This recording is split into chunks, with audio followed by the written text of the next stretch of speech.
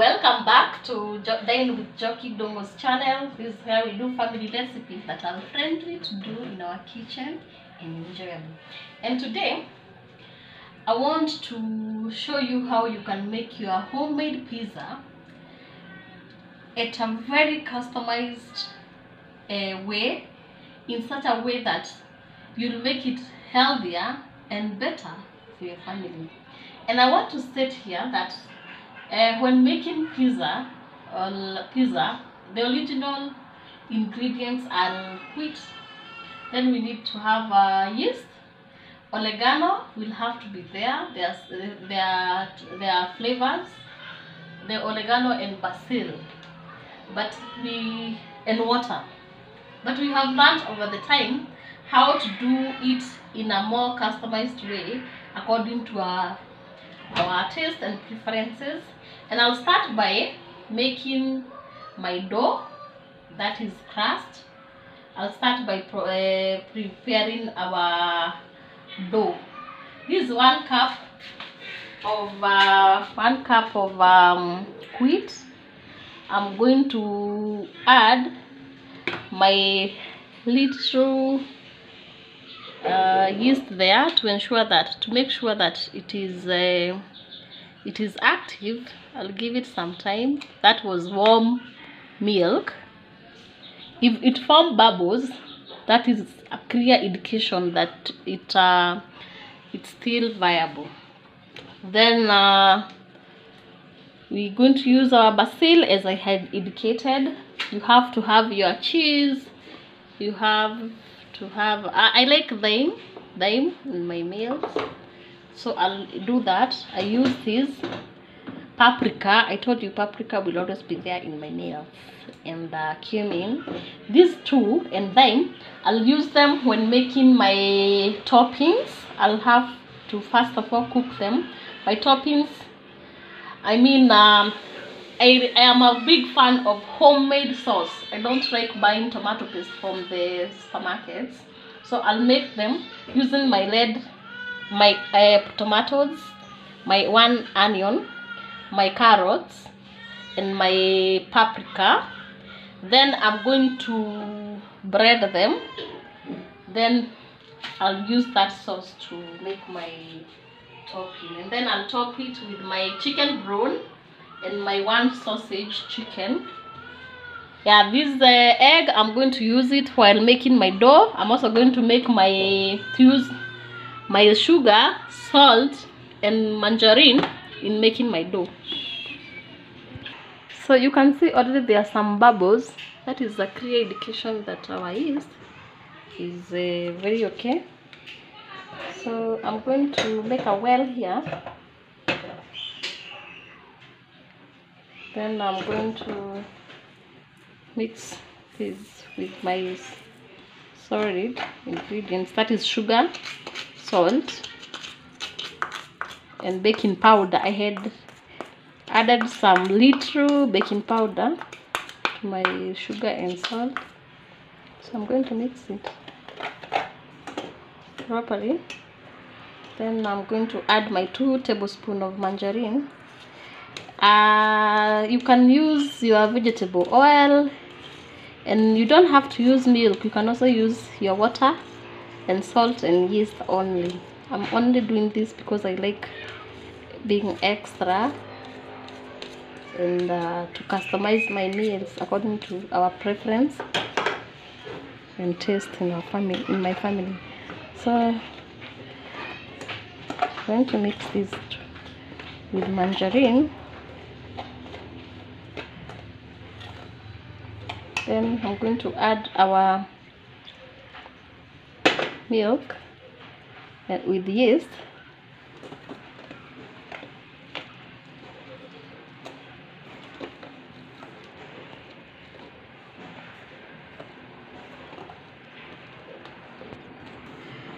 So you can see our dough how it is, and then I've decided to warm some water so that I can give yeast enough time to be active, because I'm not going to use oven. As I said, I want to make cooking so easy. Even if you don't have those sophisticated cookers, oven, you still can enjoy your preferred meal at your convenience and using the readily available utensils that you have. So I'm going to cover it and give it some time, because if you want your ears to be active, you have to activate it with the warm there. Normally I use oven, but I want to show everyone that it is possible when cooking with any utensil. Our dough is resting, that is our crust is resting, and gluten is relaxing to get the best outcome. We'll be working on our toppings. Yeah, we have given our dough, like, we'll give it 1 hour, and in the meantime we shall be working on our toppings. I'm going to first of all cook them for 10 minutes, then I'll bread them to get that sauce, to get the sauce. And this because this onion is a vegetable one, we're only going to wait for it to be translucent. As we add our spices. I don't like indicating the amount of spices that I use, because what I've learned about spices, you will always add according to your own preferences. So even if I keep on indicating or insisting I use this amount, someone will still alter them, because that is how they prefer them. So I've added my cumin, a half teaspoon, paprika half teaspoon, then we're going to use our oregano,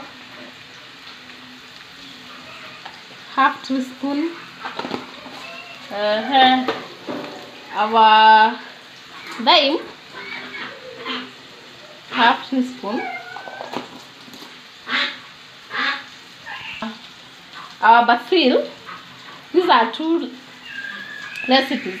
These are 2 spices that you should not miss when you're making your pizza. That is oregano and basil.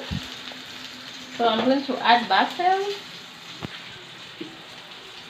Have a bit, and the aroma in this kitchen, oh my god,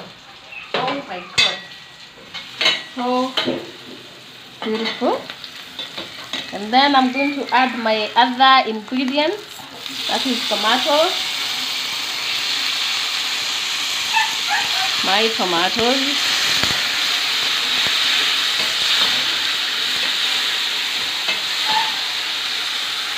carrots,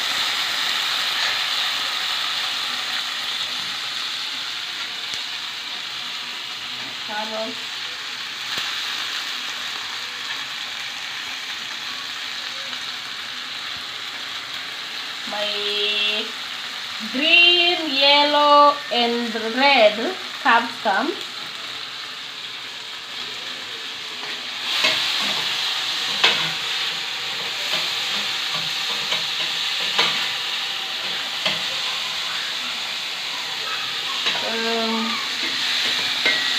all these I'm going to give them some time so that they can be ready. Then we're going to bread them. This is how they look. We're going to add 1/2 tablespoon of salt,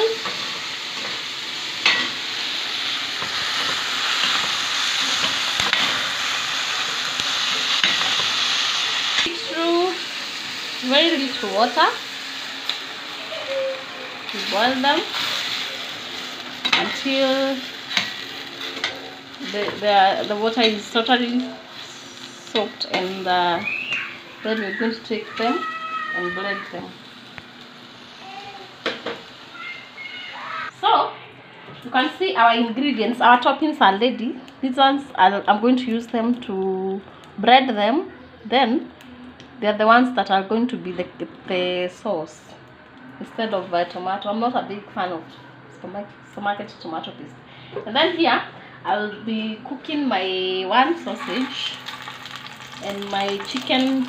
This is chicken what? Chicken sausage and my chicken brown.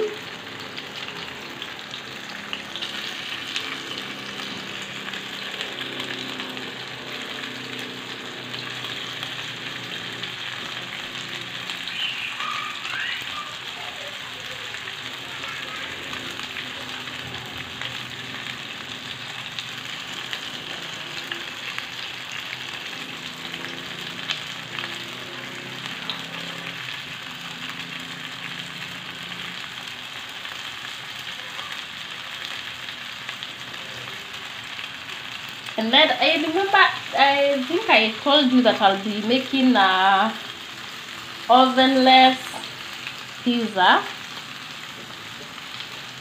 So, because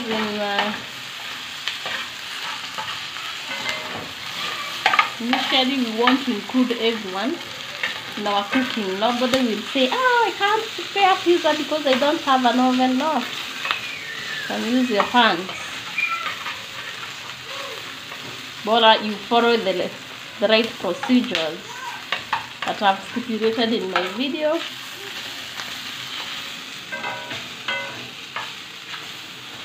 So that is ready for now.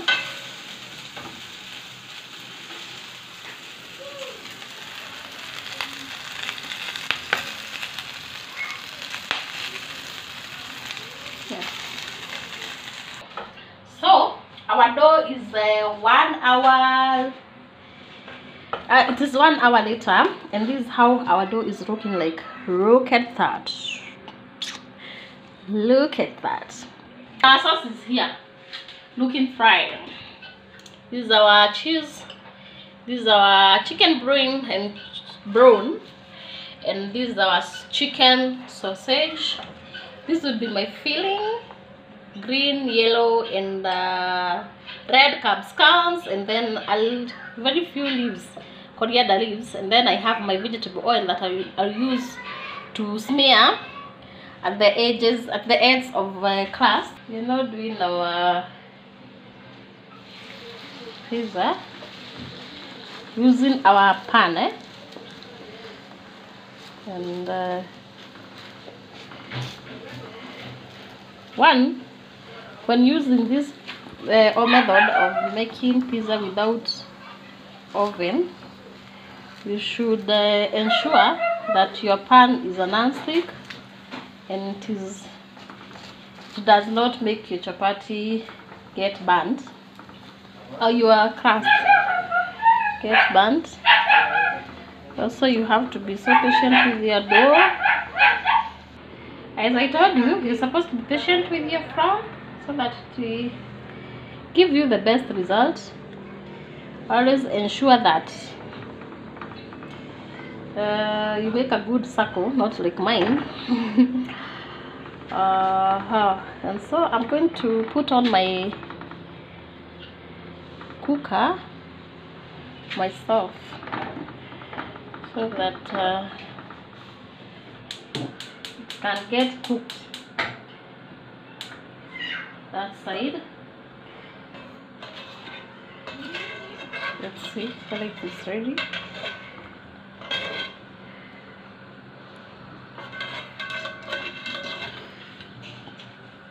Yeah, it is very ready. I'm now planning to turn it. I want to turn it. Mine is so soft. Yeah, look at this.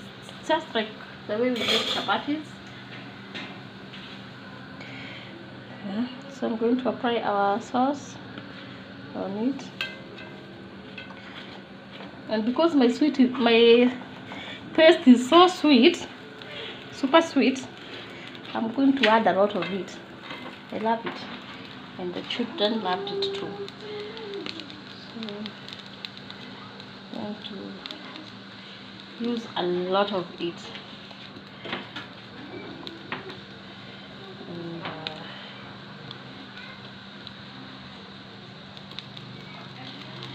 And then I'll add some cheese.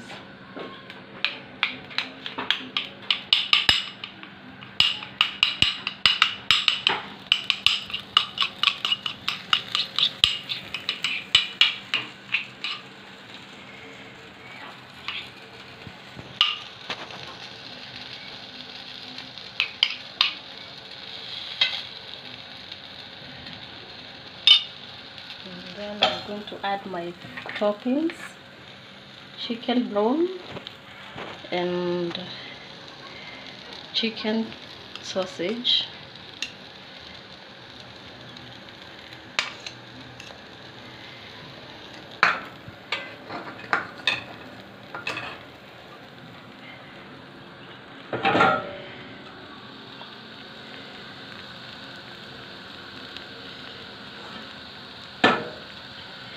And my capsicums.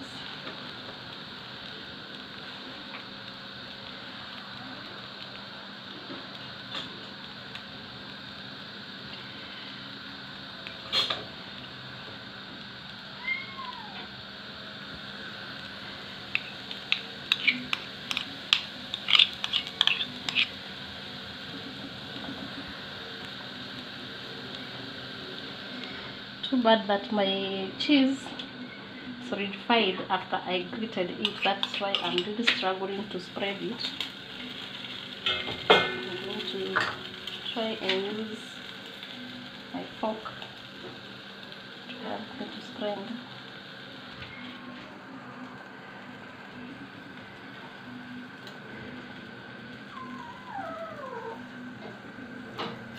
Then I'm going to use my vegetable oil to apply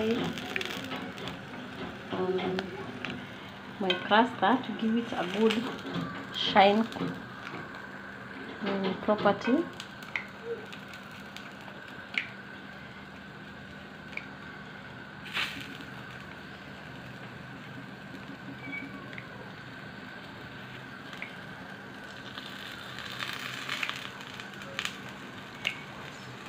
Added my coriander, and now I'm going to close this so that the toppings can also get heated. And then after 2 minutes you're going to take it.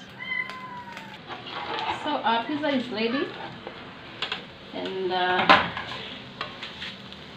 this is how it's looking. Our cluster is ready, very cooked. You should cook this in a medium heat so that your crust does not become totally burnt.